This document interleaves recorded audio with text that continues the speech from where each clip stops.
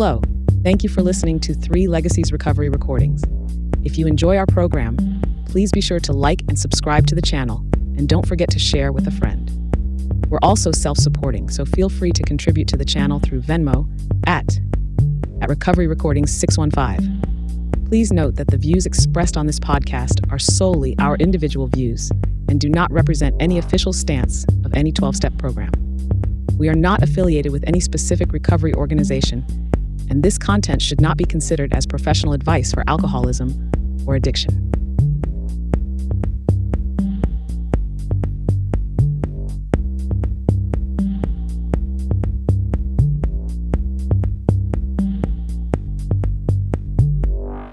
Hello, everyone. Welcome to 3 Legacies Recovery Recordings Podcast. I'm your host, Paul.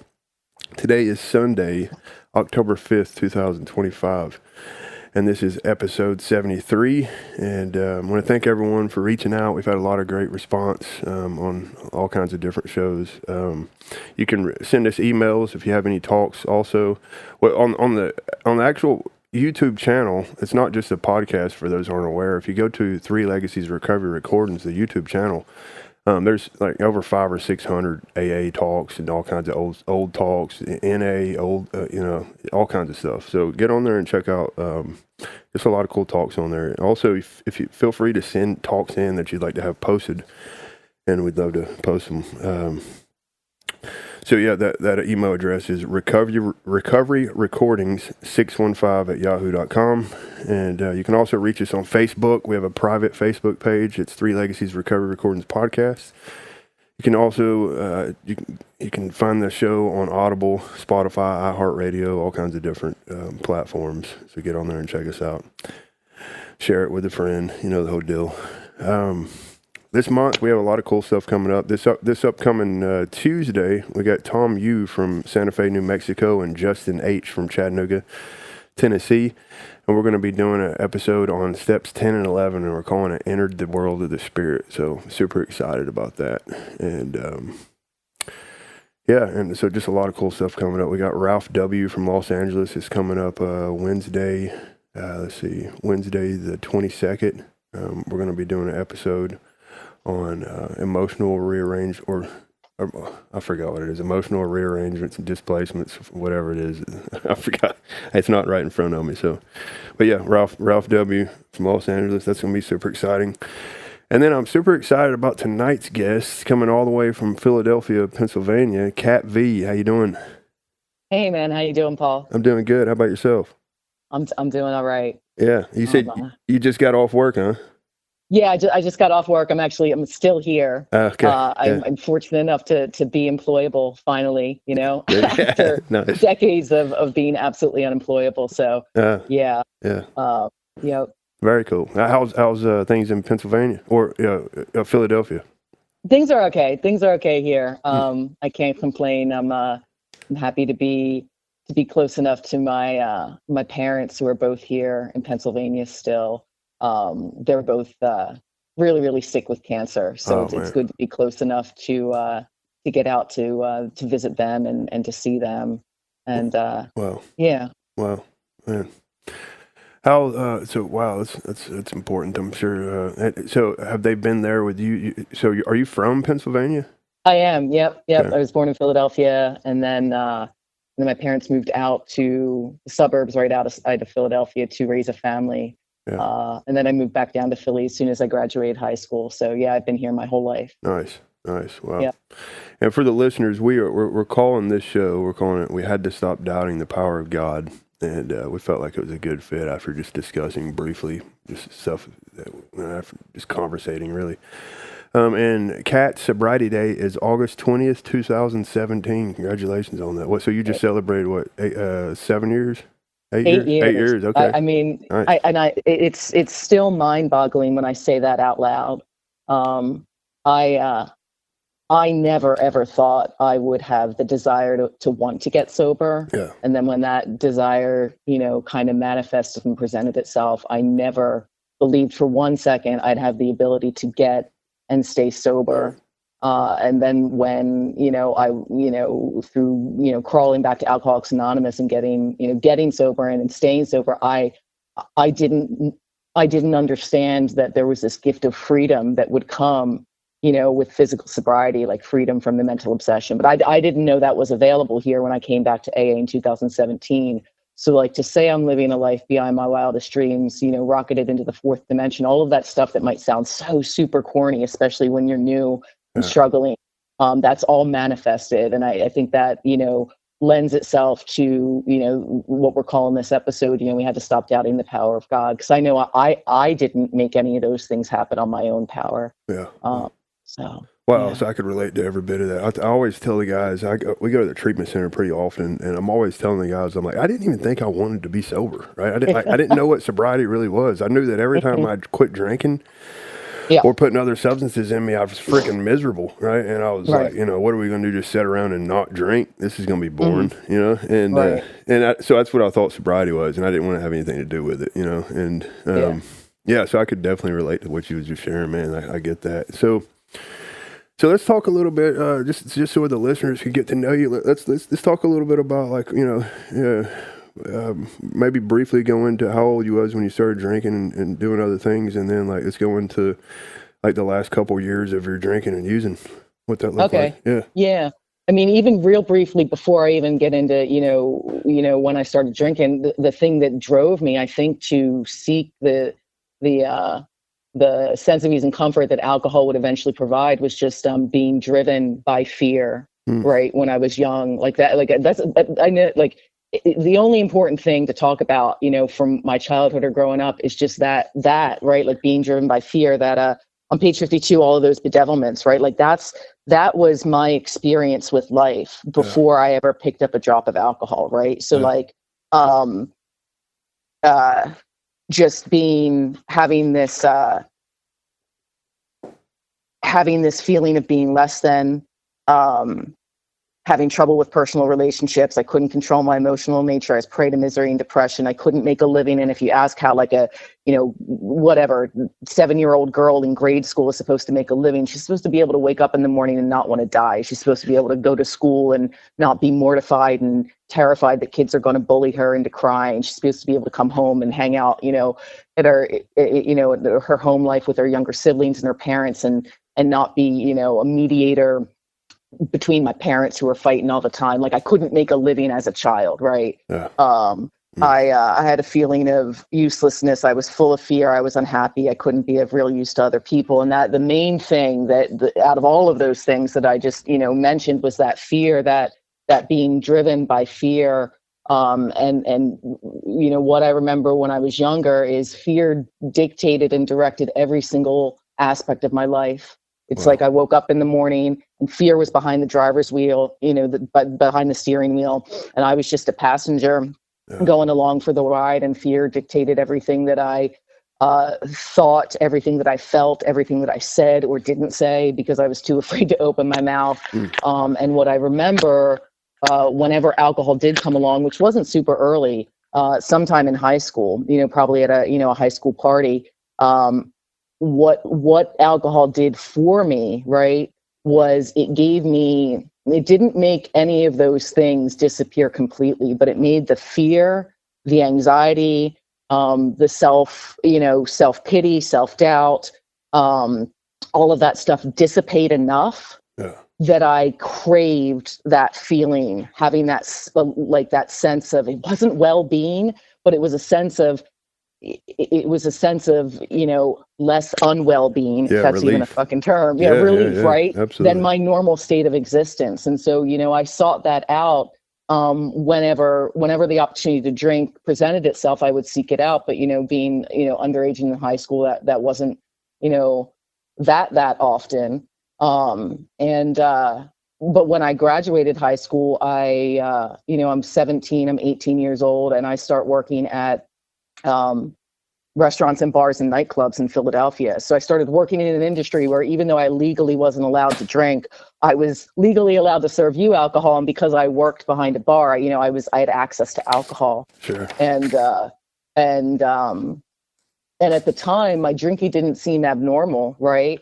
I know that I didn't seem to have much control over how, the amount that I took or what condition I would get into once I started drinking. But I was a teenager, right? Like I was a person who had just started to drink. So I didn't, I feel like there wasn't that expectation that I was supposed to know how to handle my liquor yet. Yeah. And back in the late 90s in the service industry, every single person that I worked with drank and did cocaine. That was just like a normal sort of thing.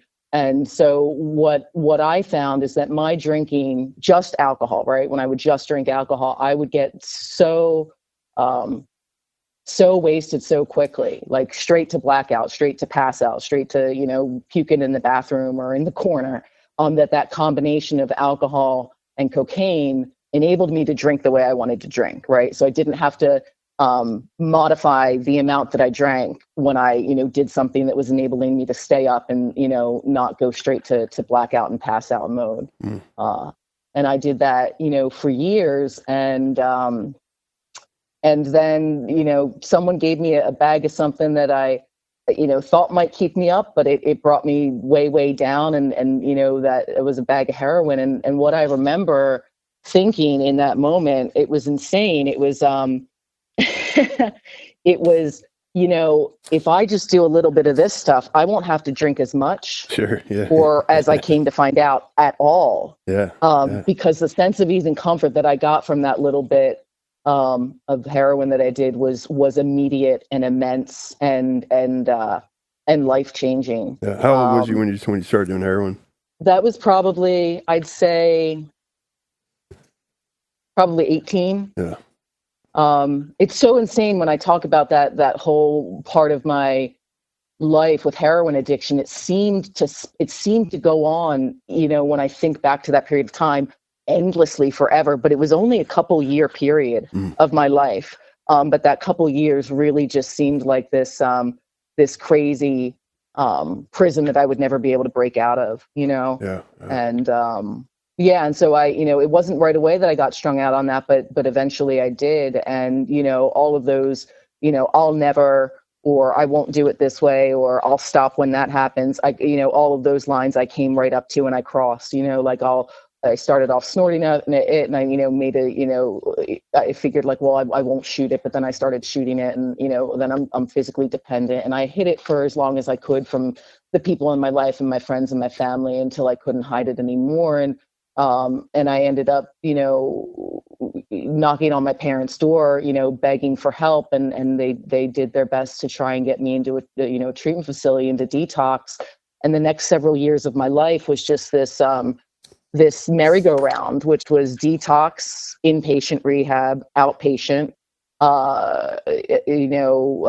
Narcotics Anonymous fellowship, rehab after work, relapse, repeat, detox, and all of that, just over and over again. And eventually, going to NA meetings, someone had suggested that I go to a meeting of Alcoholics Anonymous. And I remember laughing and being like, no one is talking to me about my drinking. Why on earth would I go to Alcoholics Anonymous? And I'm glad that I took that little piece of advice back then, even though nothing stuck, some seeds were planted, and that was a good thing, because I know for those years that I was in and out of detox, inpatient, outpatient, all of that, I learned very little to nothing of the problem of what I suffered from or the solution that was available to me. What I learned was, there were a lot of well-meaning people, both in treatment facilities and in some of the meetings that I was going to, that passed along advice that might work for heavy drinkers, hard drinkers, or but for a real alcoholic like me that I didn't know I was at the time, the advice or the suggestions that were presented as solutions just didn't work, right? Yeah. So things like play the tape through to the end, stay away from people, places, and things. That was such a big one. And like, I thought that was like an instruction. Like, if you just stay away from people, places, and things, you won't pick up, you won't relapse. And the thing is, I would do that for as long as I possibly could. And then I would I would encounter a person or go through a place or encounter a thing, and I would be rendered absolutely defenseless. Like I'd have no defense over the person with a bag, with a bag of something. I'd have no defense over, passing by a liquor store or bar. And I'd find myself picking up over and over and over again, sometimes against my will. And I was totally baffled, Wow. Wow. Yeah. I tell you, I was in the same boat. I came to NA. I was in NA for years and years.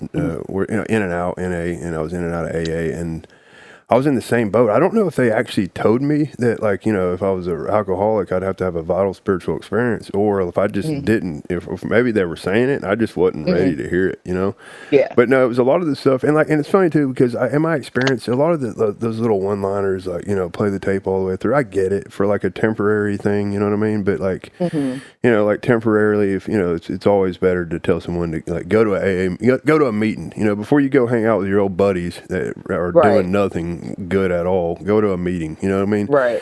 And all that stuff's good, but like I was in the same boat. I thought that was the solution for a long time. I thought it was, it was meeting-based sobriety for quite a long time, right? And so I could definitely relate to all that.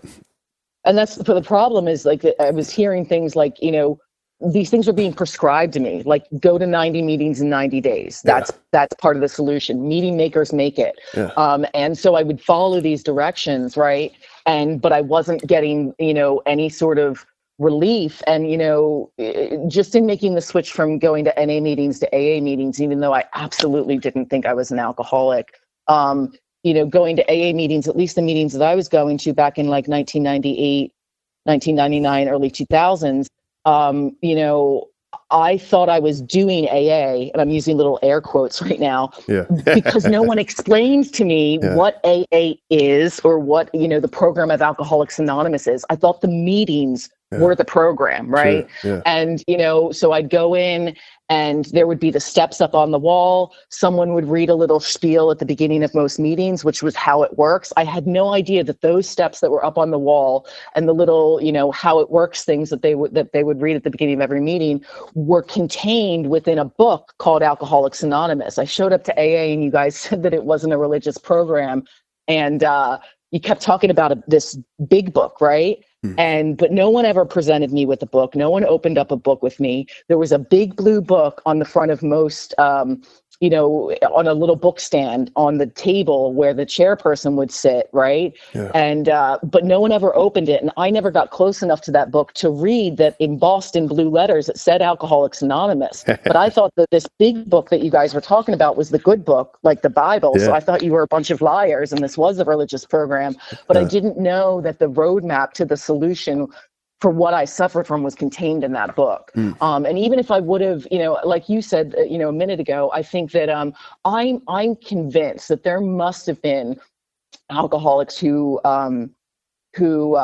made an approach with me all of those years ago, who might have passed along a little bit of the solution. I think that my ears were too closed to hear it.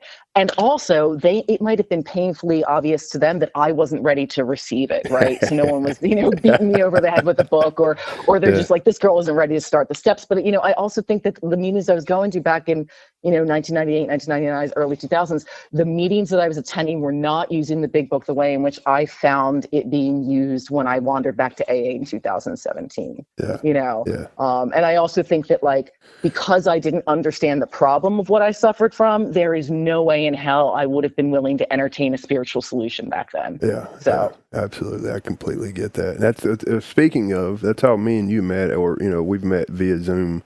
For the listeners, I was asked to lead a Zoom meeting a few months ago. It's called the Firing Line, and Kat was the chairperson for the meeting, and it's a big book meeting, right? That's my people, it is. Right? And I'm a big book guy. Right? I've learned that through a lot of heartache that the big book is what saves my life. Put into practical application, and pretty much through that process, it rightly relates me to God, right? And I have that spiritual awakening. So which brings me to let's briefly talk about what'd your relationship look like with God, if any, whenever you came into sobriety this time? I mean, I feel like I don't know that there was much of a relationship with God. I think that circumstances delivered me to a place where I was just so desperate that I was willing to entertain something. But like, before I wandered back in 2017 into AA, like I eventually got off of heroin. See, I thought that physical dependence is what made me a drug addict, right? I thought that physical dependence on that particular substance is what the problem was. So, I was told that abstinence was going to be the solution, right? And I don't remember anyone suggesting a solution in addition to abstinence that was spiritual in nature, right? Yeah. And the problem for me is that when I'm separated from my solution, and at the time my solution was drugs and alcohol, my internal condition is so atrocious that I get worse, I don't get better. Yeah. Right. So any periods of abstinence that I didn't enjoy them, right? I just got worse and worse inside because of that atrocious spiritual or internal condition. And I eventually went back to drinking alcohol, and I needed to do stuff to keep me up because that's just how I drink. Yeah. And for like I don't know, 13, 14 years, my combination was vodka and meth. And I thought, like, this is such a better existence because I'm not physically strung out on something that's causing physical withdrawal. And I think that all of that time, like, there was no relationship with anything bigger than me, right? Like, I had been raised Catholic. I had been raised to fear a God that was going to send me to hell, that was going to judge me. I had spent years thinking that I was an atheist and telling people that you were ridiculous and, weak-minded if you believed in God. I then fancied myself too intelligent to, claim that God doesn't exist at all. So then I switched to thinking that I'm agnostic, but I was still, and we were talking about this before we got rolling, like I was, in those years that I was, claiming God is dead and God doesn't exist, I was mad at a God that I was claiming didn't even exist, right? So there are all these things that didn't kind of line up, and I went on with that formula of vodka and speed for years, and then I ended up in a relationship with someone who had never shot any drugs, who had never snorted any drugs, but he drank like me, right? And I thought that was a relief because I wasn't willing to change the way that I drank. But and this is all leading into my idea of God. I know you asked one question, and I went down a loop. But when I started, this relationship with this guy who had never, done any drugs, and I'm here, with my combination of vodka and speed, I thought that there were two options, right? I thought the one option was to tell him, like, hey, I need to, or I like to do speed, and I hope that you can accept that. Or I thought the other option was to continue to do it behind his back and hope I get away with it, right? And I'm a coward, so I don't tell him that I'm doing this stuff, right? Of course and I continue to do it, right? Yeah. And the thing that's wild is that, like, it never even occurred to me that there was a third option, and the third option was to put down the speed and just keep drinking alcohol. And I think when I think back to that, I know that the reason why that option didn't present itself to me is I knew that the moment that I put down the speed, I would have zero control over the amount of alcohol I took, right? And I never had control over the amount of alcohol I took, but at least the addition of the speed allowed me to drink the way I wanted to drink without being an absolute mess within minutes, right? Yeah. And I knew that deep down inside, there was no way I wanted to modify how much, or how often I was drinking. So that was never really an option. And the longer I got away with that, doing that stuff behind his back, the more full of fear I became that he was going to find out and it was going to end the relationship. And I was deeply in love with this man. And so I do it for as long as I can, get away with it. And then towards the end, it's in the book, it talks about all these different experiments that we do, right? And so I tried switching from vodka to cider and all of these other crazy, wacky things, and nothing worked. And I was just getting more full of fear that he was going to find out about the speed. And so I tried that final experiment of putting that down, right? And just drinking, not like a lady, not like a gentleman, but like I like to drink. And it was like the worst experiment in the world. I know that especially people who've never done drugs might have this, conception that you're absolutely out of control and a mess when you're high on drugs compared to, just drinking alcohol. But for me, my experience is that I have absolutely zero control when I just drink alcohol. Mm. Like I have zero idea why, right? Like, because before I wandered back in 2017 to AA and was presented with this book and some information in this book, like um, I had zero understanding of why when I started to drink alcohol, no matter what I would tell myself before I would start, I would end up missing the mark, over the line, fall down drunk within a matter of hours, even though there was like, dozens and dozens or hundreds and hundreds of mornings of pitiful and incomprehensible demoralization. Yeah. And I was really just like totally baffled how I could keep doing this again. Just hopeless. And yeah, and the other thing for me that was difficult is that I thought that if I was an alcoholic, like I thought I was on my way to becoming an alcoholic, because I still had this misconception that the thing that makes a person a drug addict or an alcoholic is the physical dependence piece, right? Yeah. And I wasn't experiencing physical withdrawal on the days I wouldn't drink alcohol. So I was under this delusion that I was making the choice to drink, even if it was at 7 a.m., right? Yeah. I didn't think it was alcoholic drinking because I wasn't drinking to stop DTs or shakes or physical withdrawal.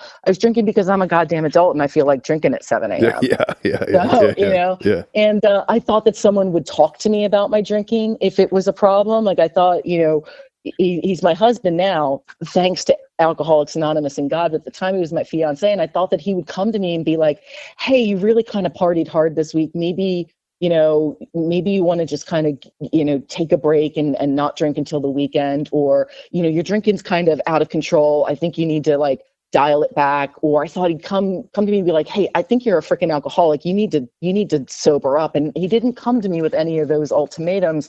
The approach that I remember him making was, he pointed to his head and he's like, you need to get your freaking head together or we're done. And what that reinforced was this, right? Like I had never been diagnosed by anyone with alcoholism. I didn't even really know what alcoholism was. But what I had was a list of diagnoses from psychiatrists, like a mile long, right?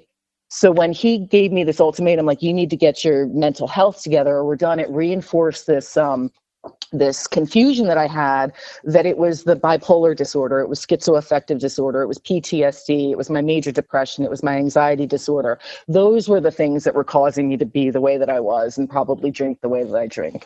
And if I could get a handle on all of those things, right, then maybe, my drinking wouldn't be so out of control.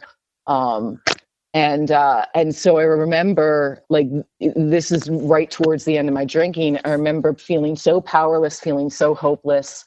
I was sitting in front of the computer at his apartment. He wasn't there, and I was like, you need to do something. Like, you need to make some sort of effort so he knows that you're serious about getting yourself together, whatever the heck that's supposed to look like. And I just felt trapped. I didn't know where to go or what to do. I didn't know what kind of help I needed. And I started to Google some things, right? And so I was like, well, maybe you need to go into the psych ward. And so I Googled,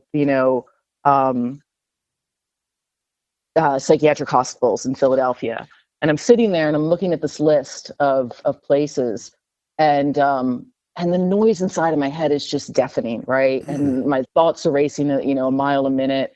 And I'm sitting there looking at this list, and there was something that nudged me, or it was just like, Kat, you're not suicidal right now. Like, you've been suicidal. This isn't that.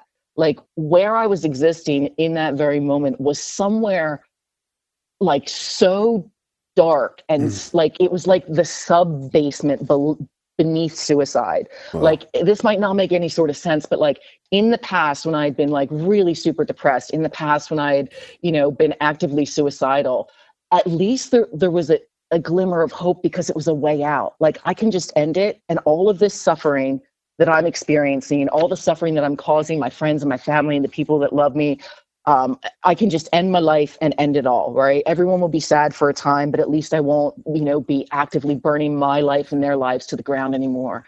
And in that moment, looking at this list of psych hospitals, I knew that I didn't have the desire to die. And somehow that felt more hopeless than times that I actually wanted to kill myself, because I felt that I had like constructed this prison of my own making and then welded the escape hatch shut. And I had no way out. I didn't know what to do, right? So the next thought that comes to mind is maybe you need to go to treatment. So I Googled treatment facilities in my area. And I'm looking at that list, and the next thought that comes to mind is, Kat, you've been to dozens of treatment facilities. You don't have a physical dependence on alcohol, so you don't need to go to detox. You've been to inpatient, I don't even know how many times. The only thing that succeeded in doing was physically separating you from whatever it was that you were putting in your body long enough to string together some days of abstinence. 100% of the time, or I say 99% of the time, you left those inpatient treatment facilities feeling worse than when you went in. Internally, right? Like physically, you might have gotten yourself together a little bit, but internally, mentally, emotionally, spiritually, you left those places still bankrupt. Inpatient, outpatient, rehab after work, all of that stuff. They didn't offer you a permanent solution for whatever it is you're suffering from. So maybe treatment isn't where you need to go, right? And I'm sitting in front of this computer, and I don't know what to Google next. And the noise inside my head is just this cacophony of BS that I can't control. And I had a thought, which was, I wish there was a room full of people who understood how I was feeling and what I'm thinking, who I could go and talk to, or who I could maybe just listen to, because I'm really kind of too terrified to even open up my mouth and talk. And in that moment, it is as if something reached into my brain and turned the volume dial down from like 11 to 0. And all of that noise in my head got real quiet for a minute. And the voice that I heard next, I absolutely know it was not my voice. Like I just have to believe that it was the spirit of the universe, answered me and said, "That's Alcoholics Anonymous, you asshole, go find a meeting." And so that's what I Googled next was AA meetings in the neighborhood I live in Fishtown. Wow. And I went to a meeting, my first meeting, in however many years. I mean, I hadn't been back into a meeting in decades. So I went, and I raised my hand and said I was a newcomer, and a gaggle of very excited women surrounded me after the meeting and passed around a phone list. And I was having flashbacks to when I was in the rooms, 20 years prior. And I knew I never used one of those phone lists. I was always, if the thought to drink presented itself again, the fear of picking up the phone, trumped, me actually picking it up and reaching out to anyone. But they made a phone list and gave it to me. The chairperson said there was another meeting there in 2 nights, and I won. I came back in 2 nights, and same thing happened after that meeting. I said I was new. A bunch of women surrounded me. They were very excited. Another phone list was given to me. And then as all of those women started to leave, I noticed that there was a woman kind of off onto the side of the room that made a really slow approach to me and just struck up a conversation. And the way in which this woman approached me was unlike anything that I can ever remember experiencing. She asked me like 1 or 2 questions about myself. And in the past, especially all those years ago, when I was dealing with heroin addiction and living at my parents' in between stints in rehab, everyone was always grilling me about everything. How much are you using? How often? This and that and the other thing, right? It felt like a interrogation. And this woman asked me like 1 or 2 things about myself. She asked me if I had ever been to AA before, tried to get sober, if I ever had a sponsor who took me through the 12 steps as outlined in the big book. I think those were the only questions she asked me about myself. And then she started to talk about herself. And I was like, who is this maniac? And why is she talking to me about herself? But as she continued to talk, something really magical happened. She started to talk about how she used to feel and how she used to think and how she used to drink. And as she started to share how she used to feel and how she used to think and how she used to drink, I'm just nodding my head in agreement, because I'm like, I feel like that right now in this very moment. That is exactly how I think, right? And I drink just like you, right? And the thing that was bizarre is that the woman standing in front of me telling me all of this stuff did not match the description that she was giving me on how she used to think and feel and drink. Yeah. And I was confused. I was confused, but I was intrigued. And I'm like, what did you do? Right. And after a couple minutes of her talking in that sort of manner, she began to refer to herself as an alcoholic. And like, that's where this second layer of magic started to happen, where I was like, well, holy cow, like, she's saying she's an alcoholic and I think and feel and drink just like her. Like, am I already an alcoholic? What is an alcoholic? What's going on here? Right. Mm-hmm. And I really believe that these were the beginning moments of, like, you know, a power greater than myself working in and through this woman, connecting with, you know, common experiences with me at the end of this AA meeting. Like, those were the beginnings. I can see it now. I didn't see it in the moment, but those were the beginnings of having a spiritual experience, being connected to something bigger than myself via this woman, because the power of God was flowing through her. I mean, I wouldn't have recognized it as being that at the time. Yeah. Yeah. Wow. I can relate to so much of that. It goes into, you know, in the book where it talks about, you know, the guy that's armed with facts about himself, you know, can usually win over an alcoholic within a couple hours, right? And it says that little can be done until that's accomplished, right? And absolutely. Which is everything you're talking about. And also what comes to mind with if you look at like the episode name, which is We Had to Stop Doubting the Power of God, you know, that's the issue, right? It's like, it was self-reliance that just fails us miserably, you know, utterly. Right. We fail. And then all of a sudden we start getting some kind of connection to something, and then we start getting enough evidence in our life that something cares. Like, there's a thing. Yeah. There's something that's actually, you know, I'll tell you this, and I can relate to so much. You just packed in so much right there. I could relate to, I thought too, like drug addiction or alcoholism, I thought it was about, especially what made me feel this way was when I was getting hooked on opiates for years, you know, and I thought it was the physical dependence, you know. It's like, oh, well, I haven't had any withdrawals, and you know, so I'm not a drug addict. I'm not hooked anymore. I thought that's what addiction was, you know.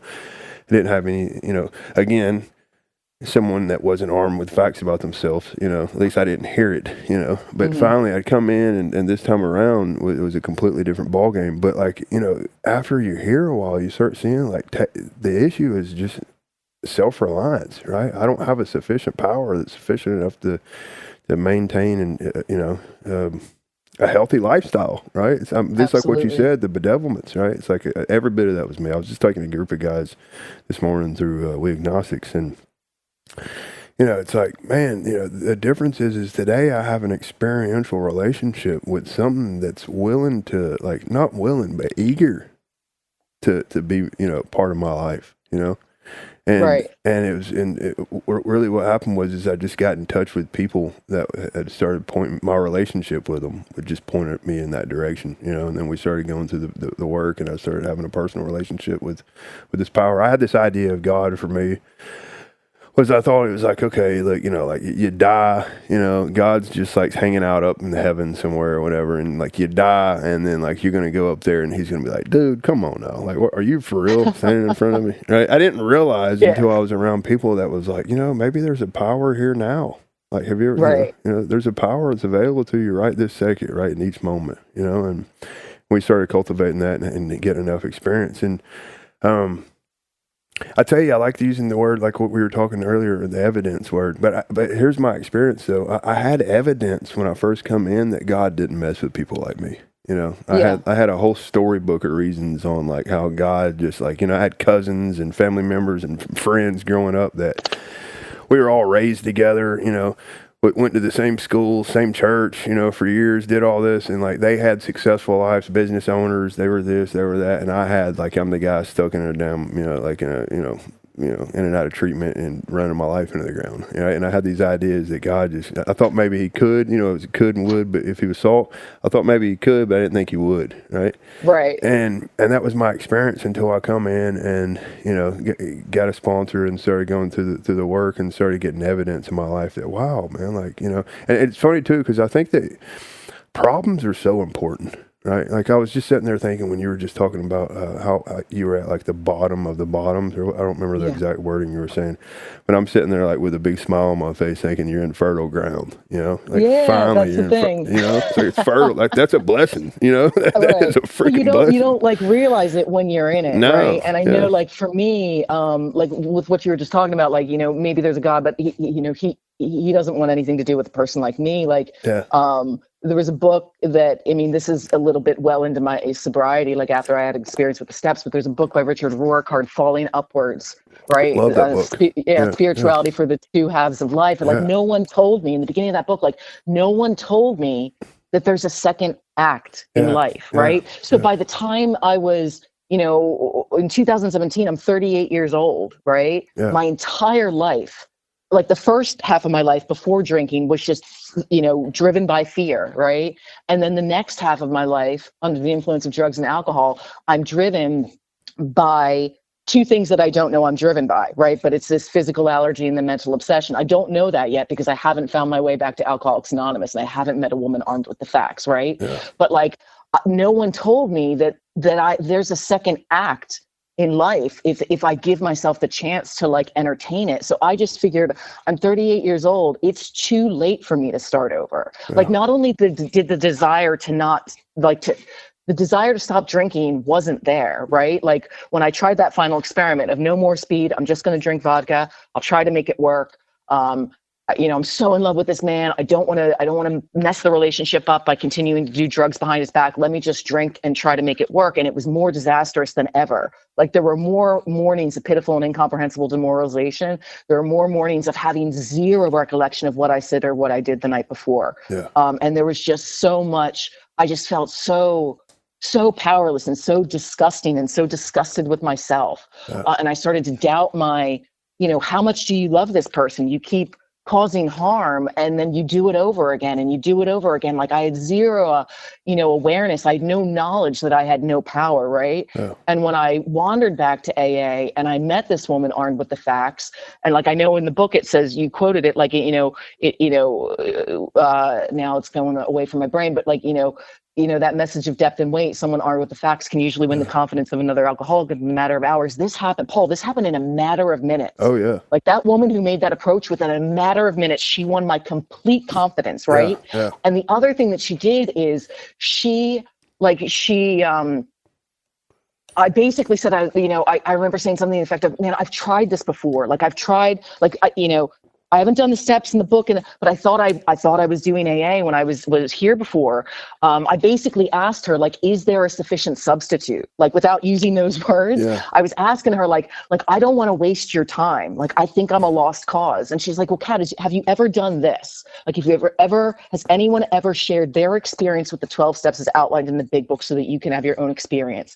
And I said, no. And she said, what do you have to lose? yeah, And the thing that, so here's the thing. I remember everyone in my life, whether it was parents or doctors or people in treatment facilities, or even people in fellowships before, when I was, in fellowships, all those years ago, making me swear a solemn oath that I would never pick up a drug again, that I would never drink another drop of alcohol. And I would swear it, either knowing full well I was going to drink or get high again, or in certain times, honestly believing like I don't want to pick it up again. Like I know I'll burn my life to the ground. And this woman didn't do that. What she said was this. She's like, if you're as alcoholic as me, yeah, it's not if you'll drink again, it's when. And absolutely, in that moment, I experienced so much fucking freedom yeah, because I was able to take a sigh of relief that this person wasn't expecting me to do the impossible, which was to never drink again and never think of drinking again without there being a sufficient substitute introduced, yeah, and that sufficient substitute ended up being the spiritual solution. yeah, And the thing that delivered me like directly into the arms, of a higher power was like the most powerful first step experience I had looking back on my life when we started to go through, the beginning of the book, like starting with the doctor's opinion and then going into there as a solution more about alcoholism. Bill's story too, but that part in the doctor's opinion, right? I remember like so vividly, we sat down and we read this together, and it's talking about that the action of alcohol in these chronic alcoholics is the manifestation of the allergy, and that the phenomenon of craving is limited to this class and never occurs in the average temperate drinker. These allergic types can never safely use alcohol in any form at all, right? And on and on and on. I remember laughing out loud and saying to her, like, there is no way I'm allergic to alcohol. I've been putting alcohol or some other form of alcohol into my body on a daily basis for like 20 some years. And she's like, oh, what the doctor means by this allergy just means an abnormal reaction to. It doesn't mean like you break out in hives or anaphylactic shock or whatever. It just means like that when we drink alcohol, our body physically reacts differently, right, than non-alcoholic people. And then it goes on at the bottom of that page and then onto the next page. It talks about this cycle. And this sums up my entire life from the moment I started drinking to the moment that I wandered back into AA, right? This is what happens. My normal nature, my internal condition is so atrocious. And I'm in this state of being restless, irritable, discontent. And what happens is that state of restless, irritable, and discontentedness seeks me or drives me to seek out ease and comfort, right? And the solution that has worked for most of my life to give me ease and comfort has been drinking alcohol, right? So I pick up a drink. As soon as I pick up a drink, I activate that physical allergy and the phenomenon of craving kicks in. I have no control over how much I'll drink or if or when I'll stop, and I go on a spree. But my sprees don't last for days or weeks. They last for like months and years or decades, right? I'm filled with immense guilt, shame, and remorse, right? I end up with a firm resolution. Now, my firm resolutions were never to swear off for all and for good. They were like, let me just straighten out for a little bit to get people off my back so that some of these consequences can settle down. And so I try to white knuckle it.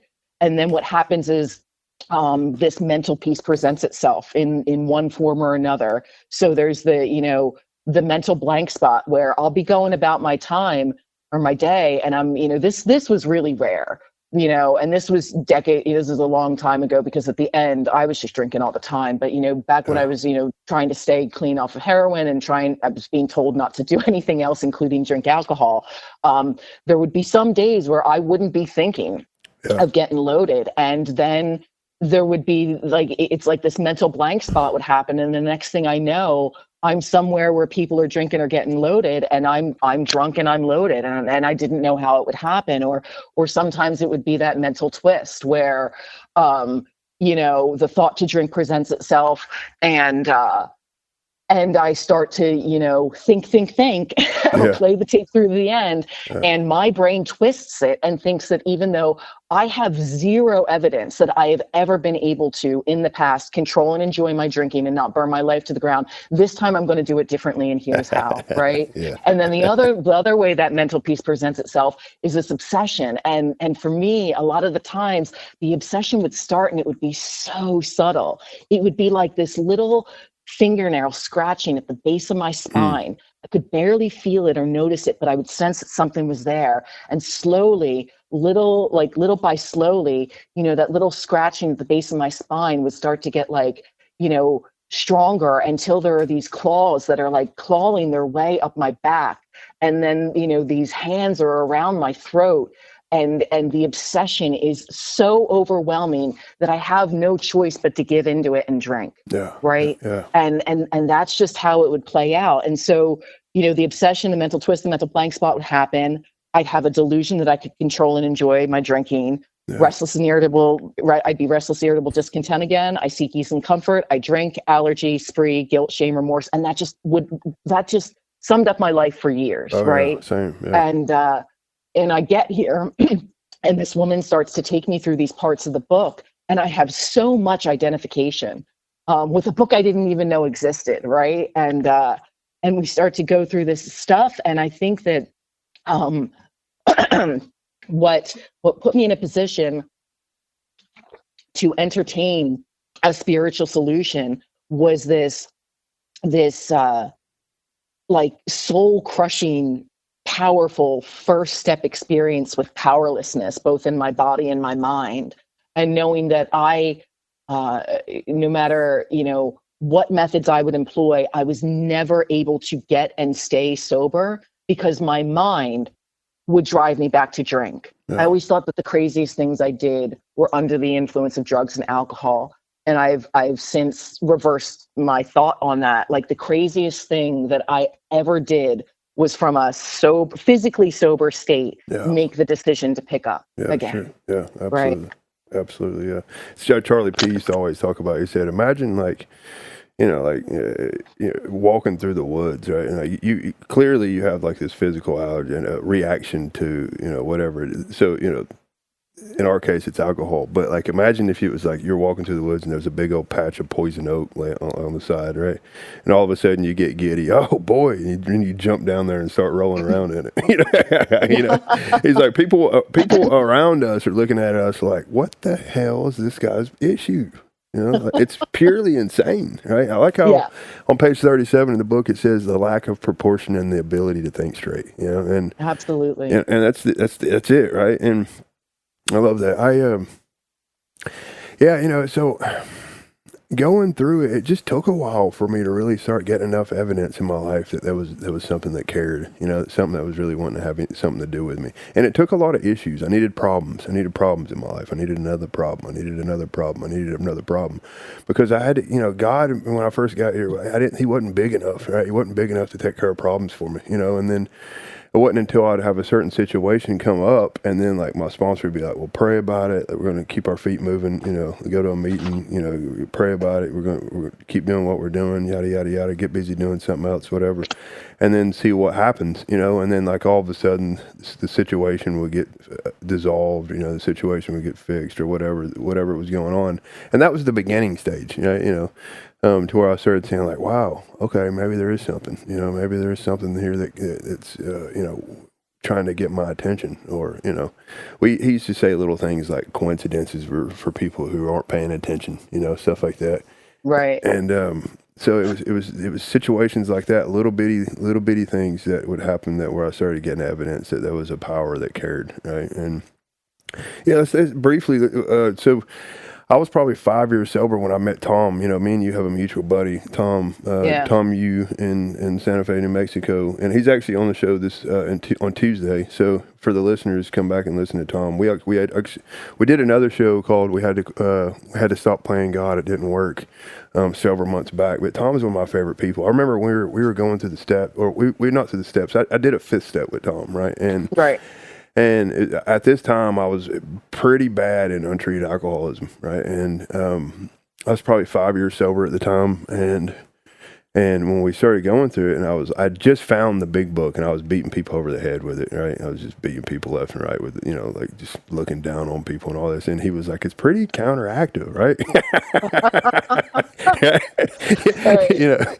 Tom is, right? And he was like, "It was though, right? I didn't realize like the big book is not. You're not supposed to beat people up with this thing, And Right. But I was in that space, and I was dealing with a whole lot of untreated alcoholism, and meeting Tom was a vital, like, pivotal point in my recovery. Honestly, he was a big book guy, and I had met a handful of big book people at that particular time in my life. My life started, turning around for the good. Right? You want to share some of your experiences with Tom? Absolutely. So let's see. Real quick before I jump into that, something that you just said right before you mentioned Tom sparked a little bit of something in me. Like you were talking about having, being on the way to having those vital spiritual experiences. The things that were most helpful for you were problems, right? Like problem after problem after problem kind of, would present itself. And at least for me, put me in a position where I was so powerless that I had no choice but to turn to God. Right. And I remember when I first started working with, my sponsor, and, so we're in the book, probably done step 1, 2, 3. I've turned my will and my life over to the care of, it's not even a power that I understand. It's like a power that I'm witnessing, I'm experiencing through you, like through other people in Alcoholics Anonymous. I know that there must be a power that exists because, other people are saying it's working in and through them. And so I was probably into writing a 4th step, and I was, I feel like I did as thorough a job in turning all areas of my life over the care of this power, except my relationship with my fiance, right? With that, I was like unwilling to turn that over to God. And I was so emotionally not sober, surrounding that relationship. And it was like bleeding through to other areas of my life. And I'd show up to AA meetings, and And my sponsor was so kind and so gentle and so patient with me. And I'd show up crying and hyperventilating, hysterical, going through every detail of every dramatic thing that happened, that day or that week, and thinking it's the end of the world. And she'd just listen. And she would ask me if I had prayed, and she would ask me if I had found someone to help. And I'm like, didn't you hear anything I just said? Like, I'm a bumbling, crying, snotty mess. Who the F am I going to help? Yeah. And like, but the direction was always the same. Yeah, same. And because I don't have the ability to lie to this woman, right? I start to follow her advice because I feel kind of crappy saying, well, no, I didn't pray, or no, I didn't find someone to help. Yeah. And I remember, like, one of the last times that I showed up in that state before a meeting, just word vomiting all of this stuff all over this woman, instead of asking me if I prayed or if I found someone to help, she said, Kat, when's the last time you drank? Yeah. And I was like, well, I don't know. Like, how long have I been here? And she said, Kat, when's the last time you thought about drinking? And I was like, oh, I don't know. She's like, Kat, when's the last time you woke up with the obsession to want to drink every single second of every single day? Wow. And I was like, holy cow. Yeah. It's gone. Yeah. That mental obsession is gone. Yeah. And so here's the thing. Like, I think that was my God is moment. Like, I think that was the first time I really, like, through and through on a cellular level, had to stop doubting the power of God, because I came back to AA thinking that, you guys were going to teach me how to not drink another drop of alcohol, but I would live with the obsession to want to drink every single day of my life. Like, I had no idea those beautiful 10-step promises. I didn't know anything about them, right? Like, I didn't know that like a future awaited me where I could react sanely and normally, that that it would happen automatically, that my new attitude towards liquor had been given to me, right? That I wasn't fighting it, that I didn't even swear it off, that I'm in a place of neutrality, safe and protected. And in that moment, when she asked me those questions and I realized the obsession had been removed, it was just like, holy cow, God is. Because I knew I didn't remove that obsession. I'd been trying to rid myself of it for decades. And I knew that woman didn't reach into my brain and remove the obsession. Yeah. And in that moment, I had that, like, kind of aha, God is moment. There's a part in A New Pair of Glasses by Chuck C where he talks about, like, why aren't I drunk tonight? Because I have the thing that I was looking for in the bottle, and that's the reason I'm not drunk. That's the only reason I'm not drunk. I have the thing that I was looking for in the bottle. Wow. Now, what's that thing? That king size hurt is gone. And that's what it is. Like, he goes on to say, like, I'm not fighting me or you or life or God or the devil. I'm at peace with me and with you and with my very own God. That's the only reason I'm not drunk. And this next part is, he said, when I say I'm an alcoholic, it means this: I cannot live and drink, and of myself, I cannot keep from drinking. That's the thing. Like, I think that's the piece that, like, I never knew that I'd want to get and stay so, or I never knew I'd, want to get sober. And then I never thought that I'd be able to stay sober once I got sober. And I think that, like, that in that moment when I realized I could live a life not just physically abstinent from alcohol, but I could live a life free of the mental obsession, I was just like, well, holy cow, this is a whole new ball game, right? Like, I never knew that would be available. And I think that was when I really started to entertain, like, the idea that God is, right? And that God is working in and through this woman. God is obviously working in and through me, because he had done the miraculous, he had done the impossible, he had removed that obsession.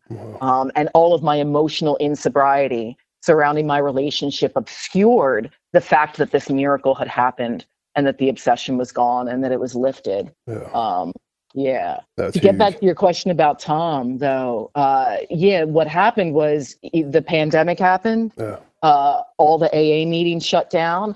I went into a panic because I was just like, all this self-centered fear. Well, what the F now? Like, what about my home group? What about the people who are sick and suffering and dying of this thing? What about my ability to help others that is helping me to stay sober? What about, fellowship and service and all of this stuff? And what happened is it's a really kind of radical series of events that happened. The very last in-person meeting that my home group had was an hour-long speaker meeting. And at that time, I was the intergroup rep. Nice. And so one Monday, and that happened to also be on Monday nights during my home group. So when I had to go to that meeting, I would miss the first half of my hour-long speaker meeting home group, right? And that very first last in-person meeting before the shutdown happened, I get to my home group, 35 minutes late because I was at the intergroup meeting. I sit down.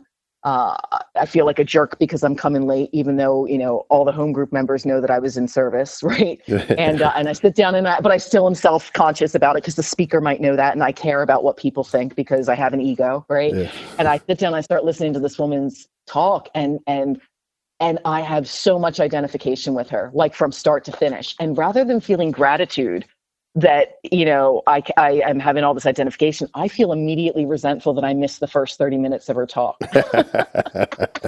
and I'm all disturbed about this, right? So after the meeting ends, my sponsee sister Liz runs up to me. She's like, "Oh, let's go talk.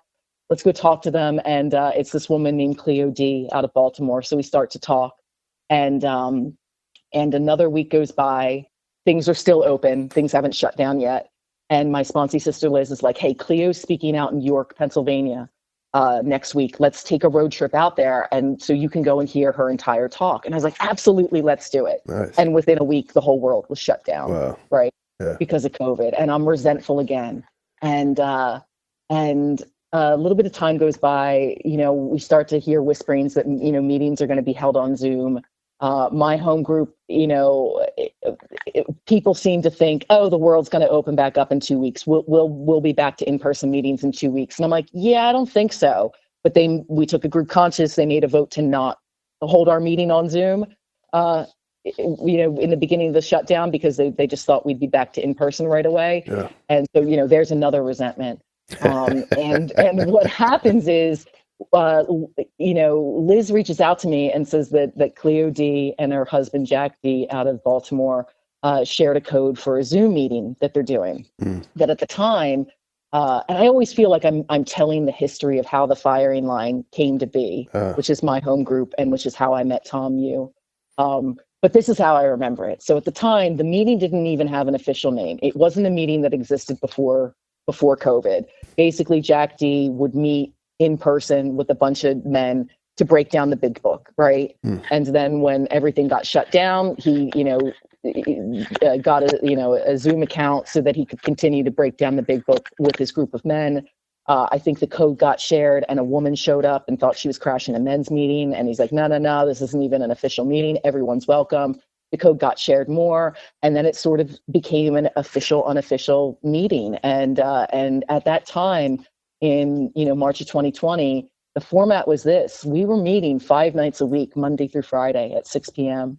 We would start at the very beginning of the book, go line by line, word by word, through the beginning of the book, through the Dr. Bob's Nightmare, and then start back over again. We'd have a different leader every single night of the week.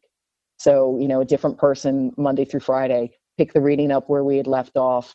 And I started to be connected to people from all over the country and all over the world whose message of depth and weight like transcended anything I had experienced before with this book. And it was insane. And I felt so silly for being so scared that my ability to stay connected to AA and to other alcoholics was going to be diminished because of the shutdown. If anything, it opened up this big, beautiful world of connection that I didn't even know existed, right? Yeah. And I think Tom Yu was asked to lead, do a lead one night there. And I was just blown away, like absolutely blown away. And my sponsee sister Liz and I, we had decided in our own way to, to start a meeting just because our home group wasn't on Zoom, in the early 2020. And so we were doing a daily meeting at noon. And it was usually just her and I, one of our other Philly friends, and people here and there that would come. And I remember asking her, like, "Can we get this Tom Yu guy to come and talk at our meeting?" And we asked him, and it's like we had a private audience, and he came and he talked, and and we just got blown away, and there was so much identification with, with the problem and then with the solution, and it was echoing things that my sponsor had passed on to me, which is cleared up so much confusion. Like, I used to think like drugs were the problem, alcohol was the problem, physical dependence was the problem, but none of that's the problem, right? Like, lack of power is my problem. So if lack of power is my problem, like, the only logical solution that there is access to power, right? Yeah. And it's not even just power. Like, if the solution was power, that'd be easy, but like, I need access to power. And the thing is, like, I can't access power because there's this astonishing pile of crap that is blocking me off from a power bigger than myself that is there waiting to solve all my problems if I'll just let it. And I know that, like, I have a tendency to want to over intellectualize and over complicate and make things more difficult than they need to be. And I remember when we had Tom on, and then when we also started to attend his home group and AA group, which is out of Santa Fe on Zoom. If he was in, because he splits his time between Nashville and Santa Fe. I think it's if he was in, I forget which home it was in, but he had a little sign framed on the wall behind him that was like half obscured by his head half the time. And Liz and I kept trying to figure out what it said. And finally, one of us just asked him, what's that thing on the wall say? And he said, what if it's easy? That's what it said. It said, what if it's easy? And somehow that was like, it was like the most powerful thing. Because I feel like, both in life, before getting sober and absolutely in sobriety, I will be determined to make things more difficult than they need to be. And I never pause for a moment and think like, what if it's easy?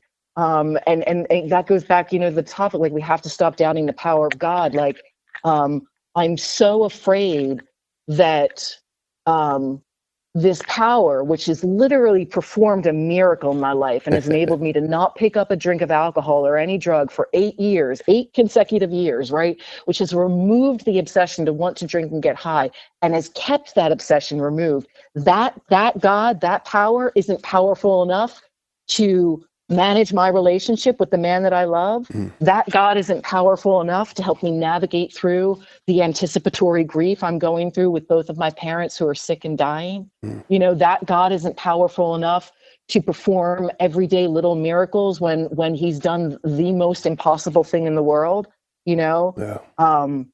So that connection to Tom was immediate. And I was fortunate enough to be able to meet him and Juanita in the flesh here in Philadelphia a couple of years ago. They came here and we went and we got breakfast. He spoke at my old in-person home group a couple times. So I've seen him a couple times here in the flesh in Philadelphia, which is incredible. Attending his home group and AA group on Zoom while it was on Zoom was life-changing. Being connected to this other woman, Pat McH out of Albuquerque. I don't even know how this connection got sparked, but, I would see her at an AA group on Zoom. I think that one time they do sometimes like a round robin where someone will share, they'll have someone, speak on something from the book, they'll share, and then they'll kind of call on people. And I think that, my name is Kat and her name is Pat. And I thought someone said, hey, Kat, do you want to share? And I unmuted and started to share. And then like 2 seconds in, I realized like, oh crap, I think they called on that woman, Pat. Right. And I was mortified and I felt so embarrassed. And somehow, her and I ended up on the phone one night and we just talked for hours. Pat? And that just, you said you and Pat? Pat, me and Pat. And like, Pat's awesome. Oh my goodness! Like this was Juanita's something her sponsor, right? Juanita. Yeah. Which, like, I love that. Like, Juanita is so big book Al-Anon in a way that translates to sponsoring an alcoholic, right? And her and like we had that first phone call, which lasted hours, and then little by slowly we started to have constant daily communication in one form or another. And what it has grown and morphed into is this supremely it's a spiritual sisterhood that has like been forged by something so powerful, and I can't even wrap my brain around it. Like, I can't quantify it as this or that, right? It's the spiritual sisterhood. It's this friendship and connection. It's this, this invaluable 10th step partnership that we have with each other.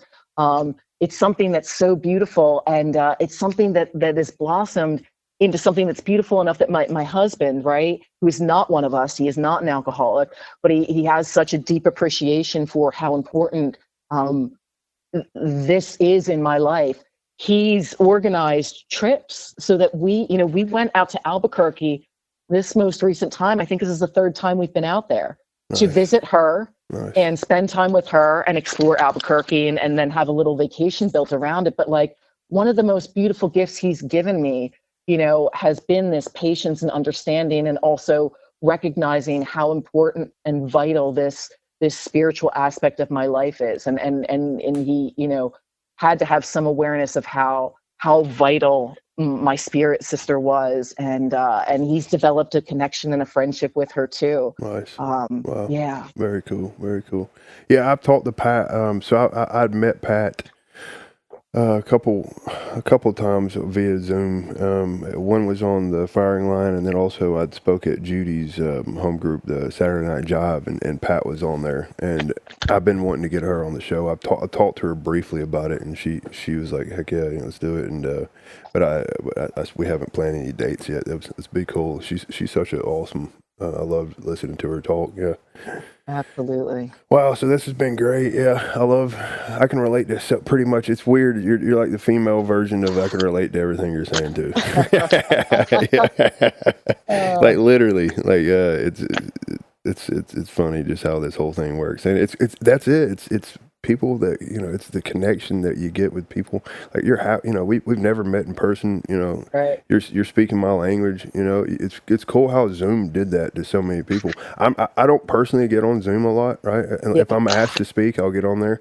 But it's cool how it's just opened up so much. It's just opened up so much for this program, the society, really. And Absolutely. I'll tell you, when Zoom first happened, I was in meeting-based sobriety, is what I call meeting-based sobriety. And like when the meetings stopped happening, I was like freaking out. You know what I mean? Yeah.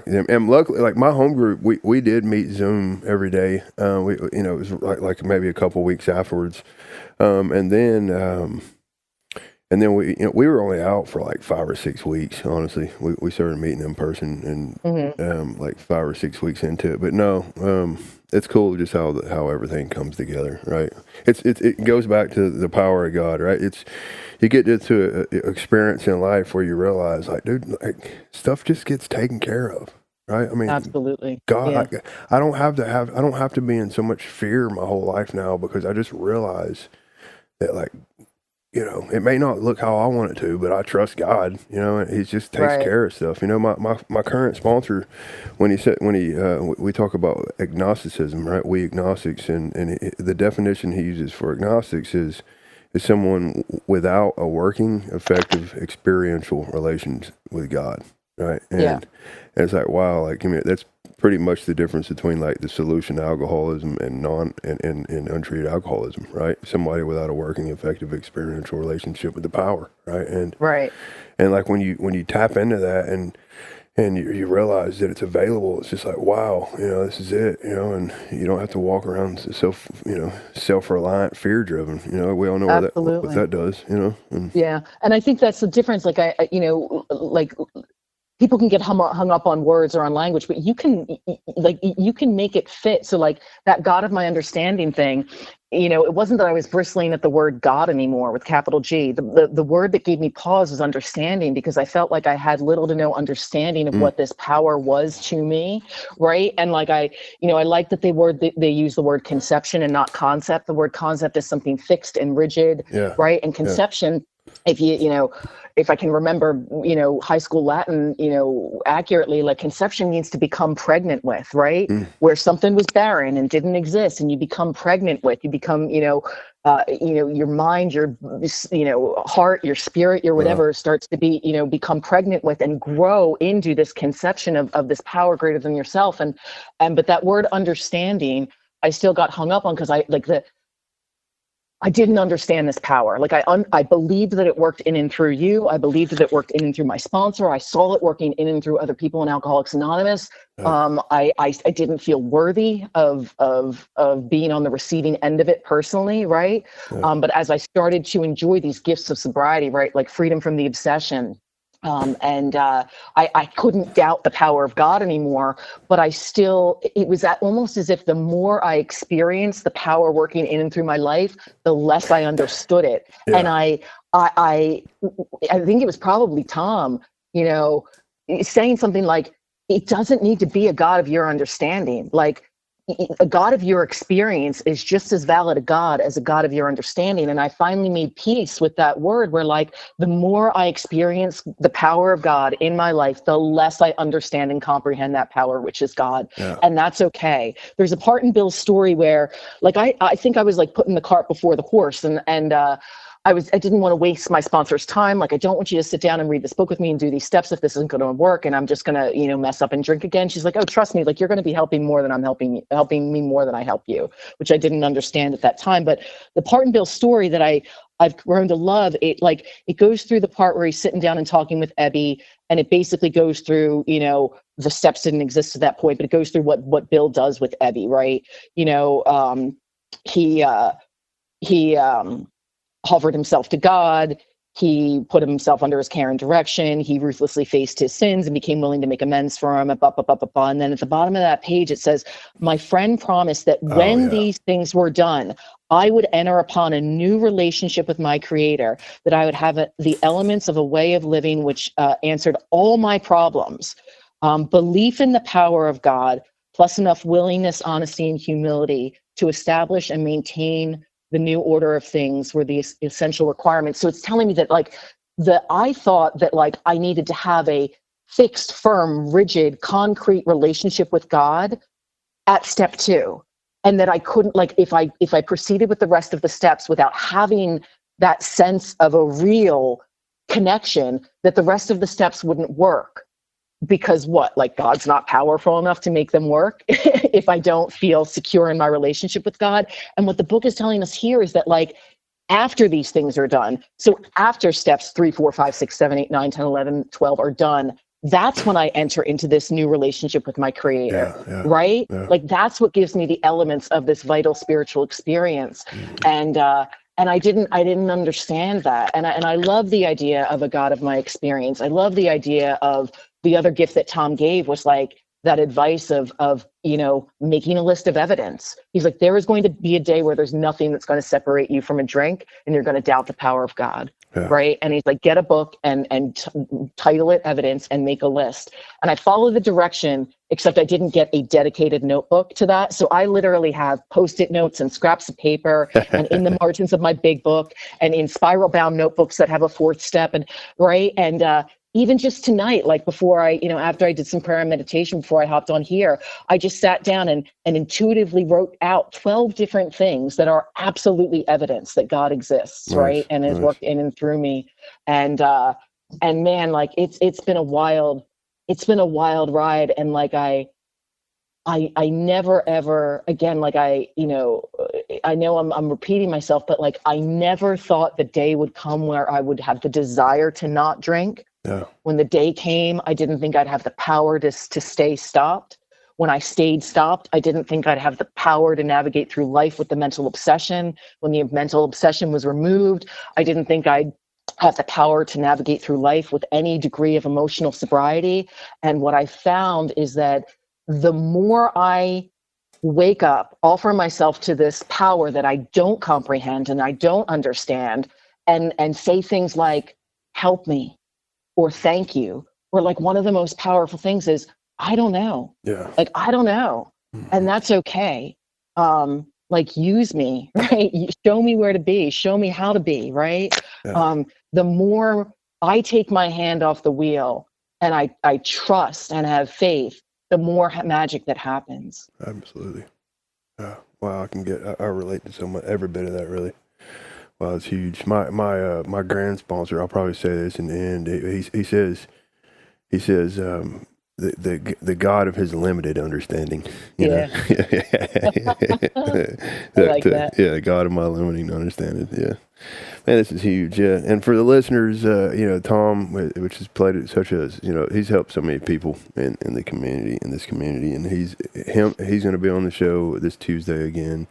We're going to be doing an episode on steps 10 and 11. We're calling it Entered the World of the Spirit. So that's going to be cool. Yeah, this has been cool, Kat. We should schedule something, towards like the beginning, after the beginning of the year, maybe do some step stuff, or, maybe do an episode. Absolutely, on some step I would love to. Yeah. You got anything you want to finish it off with before we finish? Oh man, you know what?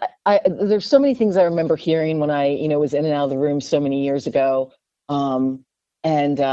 And the thing, and I think this also came from Tom too. The thing I remember from all those years ago is, people always telling me, keep coming back, right? Keep coming back. And I remember the way that Tom's home group and AA group closes out their meeting. They don't say keep coming back. They say stay. Yeah. And I know that sounds super simple, or it also might sound super impossible, right? Because I remember all those years ago being so sick and so suffering and so struggling. And like, I really felt like I physically didn't have the ability to stay. But like, I love that direction of like, if you can just stay through the pain, stay through the doubt, stay through the fear, just stay. That magic is available, right? You just need to kind of stay and stick around so that it can start happening for you. Absolutely. Thank God, right? Yeah, thank Right. God, yeah. Finally, we got something we can rely on, right? Absolutely. Yeah. Well, this has been wonderful, Kat, and thank you so much. And I'll keep in touch with you, and we'll schedule some other stuff for the beginning of the year. Excellent. Thank you, Paul. All right, have a wonderful night. You too. Take care. See you.